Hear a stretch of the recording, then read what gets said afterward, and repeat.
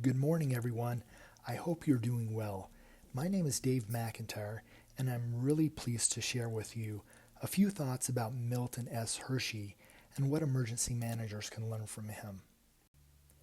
First of all, I want to give a shout out to emergency managers. I think you're amazing. I admire you. I appreciate all that you do. I've learned so much from you, your knowledge, your expertise as I've interviewed you for many of my studies. And I want to let you know that I really feel for you. You have a lot of work to do and not a lot of resources, and that's highlighted in this publication below if you're interested. Let me start off with a few quick comments about myself. As a student, I became really interested in international relations. My parents had traveled quite a bit, and they had taken us on a few trips. We had some exchange students live with us, and my dad also sponsored a family from Laos to come to the United States and become citizens. And so I wanted to go into global affairs. Along the way, as I was studying at the Graduate School of International Studies, I became interested in disasters. I wanted to learn more about disasters in developing nations and how the international community would respond.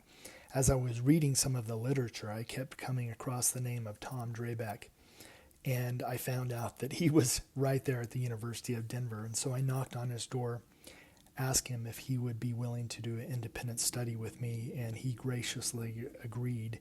And for that, I will be forever grateful. During my graduate work, I was employed by the American Red Cross. When I graduated, I obtained my first job in academia at the University of North Texas, working the Emergency Administration and Planning program, and then later moved to Utah Valley University. Over the past 2 decades, I've been really fortunate to study disasters in the United States and all around the world, and this has led to the publication of a few books. This first book looks at different academic disciplines and how they relate to disasters and emergency management. The one on the right looks at different professions and how they work with emergency management to deal with all types of hazards and terrorist attacks. I also wrote a book on disaster response and recovery. This is my 3rd edition, and I've also participated in a project looking at homeland security. More recently, I was fortunate to work with Laura Phipps. We edited a book looking at international disasters and how we can manage those more effectively now and in the future. Well, none of that is really impressive. Let me tell you my real expertise.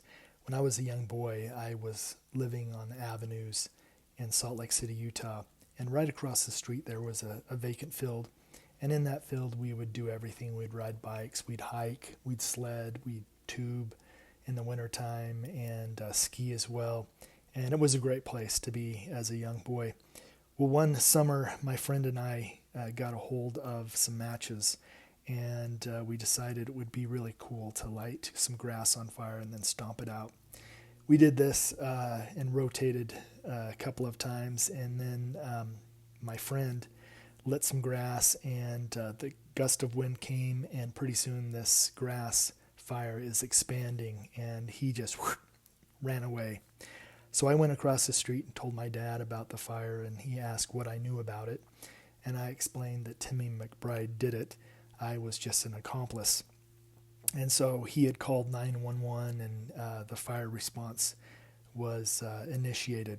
In the meantime, I went with my dad to some neighbors, to their houses to knock on the door. No one was home. And so at one house, we went in the backyard, we uncoiled the hose, turned on the spigot, and started watering down the weeds and fence to make sure that the fire wouldn't spread to their property.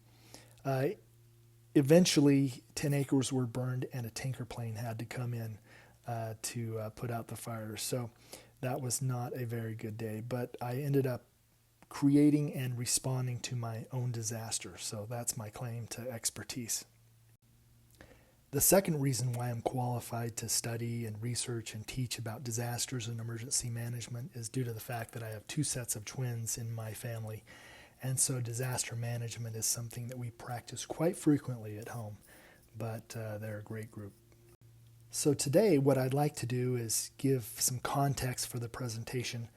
I'd like to go over the biography of Milton S. Hershey, discuss the growth of his company, and then understand some of the lessons we can learn from his life and then relate those to emergency management. So here we go.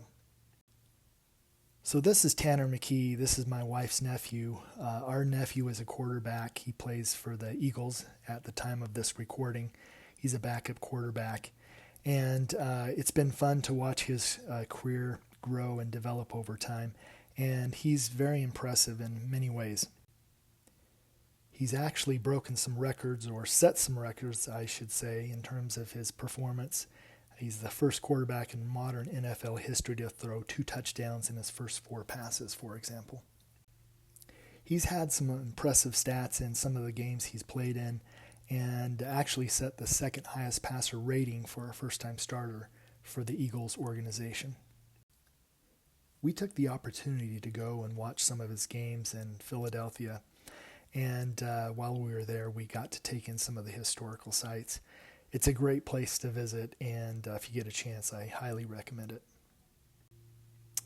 If you end up going to Philadelphia, you've got to try their cheesesteaks, the pizza, and gelatos. They're to die for.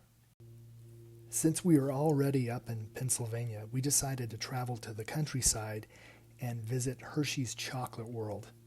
That was a fun tour of their factory and museum. I already knew a lot about Hershey's chocolate, but I didn't know much about Milton S. Hershey, and so it was fascinating to learn about this chocolatier, this businessman, and this philanthropist. In 1857, Milton S. Hershey was born to Henry and Veronica Hershey. His parents were from Switzerland and Germany, and they were Mennonites in Pennsylvania. For whatever reason, he dropped out of school, and he became an apprentice to a local newspaper. He ended up working also for Joseph Royer in the candy trade, and that was a formative experience for him.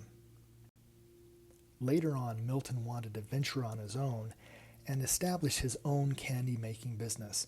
He did that in Philadelphia, and unfortunately, after 6 years, it failed. He started another one in New York City, and that was also unsuccessful.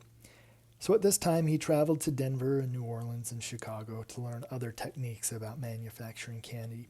He was also mentored by John Hewler in New York City. In 1886, Milton started the Lancaster Caramel Company, and in this company, he advanced the production of caramel with milk. The company produced bulk exports of this desired product, and eventually he sold the company for $1 million, which was a lot of money back in his day. In 1893, Milton traveled to the World Columbian Exposition in Chicago. He wanted to learn how to make chocolate from the people presenting there. He purchased some equipment and brought it to his Lancaster plant, and he started to experiment in making chocolate. He married his sweetheart, Catherine Sweeney, and eventually started to sell his first Hershey bar in 1900. The Hershey bar was popular and successful, and so he expanded his plant in Pennsylvania in 1903. As you know, Hershey's became very popular. The company experienced a lot of success and rapid growth, and it was during this time that Milton introduced to the world Hershey's Kisses, a milk chocolate bar with almonds. He launched Mr. Goodbar, Crackle, Reese's, and other goods and products. He also bought a sugar plantation in Cuba. An interesting fact that a lot of people aren't aware of is that Milton and his wife were supposed to be on the Titanic, crossing the Atlantic and returning to the United States. At the last minute, they decided that they had some unfinished business in Europe, and so they didn't make the trip, which is fortunate for us. Milton was not just an impressive businessman, he was also a person who cared about his nation, and during World War II, Hershey's company produced 3 million ration bars for the troops. This chocolate was made to withstand temperatures above 90 degrees, and by the end of the year, his factory was producing over 100,000 bars each day. His factory also produced parts for tanks and machines during the war, and because of that, the Hershey's Chocolate Company was issued 5 Army-Navy E-Production Awards for exceeding expectations in quality and quantity. The Hershey's chocolate company continues to grow and explode, and so he moves into the countryside so his business could be closer to milk, and he establishes the town of Hershey, Pennsylvania. There he builds homes and roads. He establishes a trolley system so workers can get to their place of employment.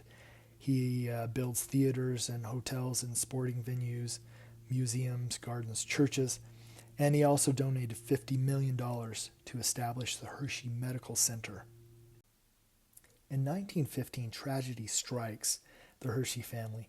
Catherine died from an unknown disease, and this causes Milton to reflect on his goals and what he wants to accomplish for the remainder of his life. He wanted to give back to the community, and since he didn't have kids of his own, he thought he would focus on orphans. And so he establishes a school, the Milton Hershey School. The goal of this school was to nurture and educate children who were in social and financial need so that they might lead fulfilling and productive lives.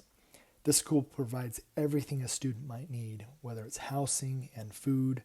There's a hair salon, there's a fitness center, there's house parents that provide supervision and support.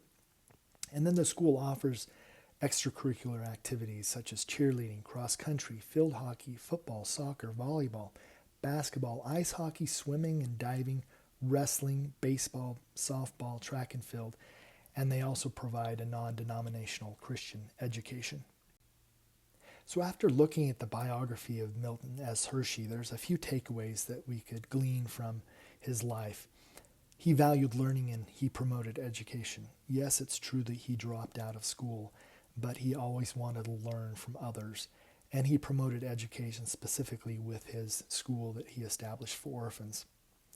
Milton was persistent in the face of hardship. He had a few companies that just weren't successful and went out of business, and yet he kept working hard and learning so that he might establish a successful company. He also made a positive difference in the well-being of his nation, serving the military. He built a community in Hershey, Pennsylvania, and was constantly serving those in need, and in particular the orphans in his community. By now you're probably wondering, what does Milton S. Hershey have to do with emergency management? Let's explore that right now. When we look at the landscape of disasters, what we're seeing is that we're experiencing more and worse disasters. The portfolio of hazards and the scope and their consequences are much greater than in the past. We have increased vulnerability for a variety of reasons, and all of this is leading to augmented complexity in our field. We also have emergency managers that are overworked and underpaid and understaffed. That's not a good situation when risks are rising exponentially. And then we also have apathy or even hostility against emergency management and government. These are major challenges that we have to overcome. So I would argue that we can apply the principles and priorities of Milton S. Hershey to the profession of emergency management. Specifically, we must value learning and promote education. Emergency managers must be ever learning their craft and their trade, and we must promote education and increase knowledge about disasters and hazards and vulnerability and their consequences.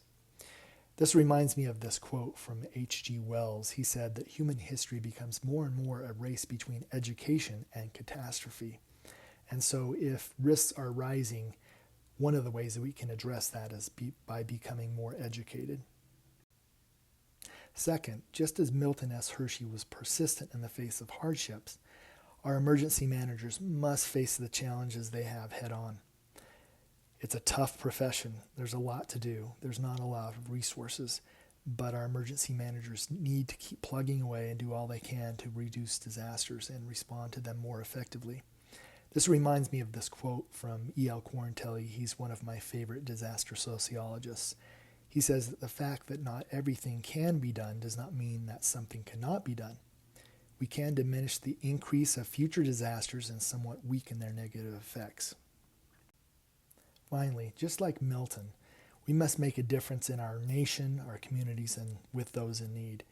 Emergency managers played a vital role in protecting the well-being of individuals and families and our communities. And this reminds me of a quote from the prior FEMA director.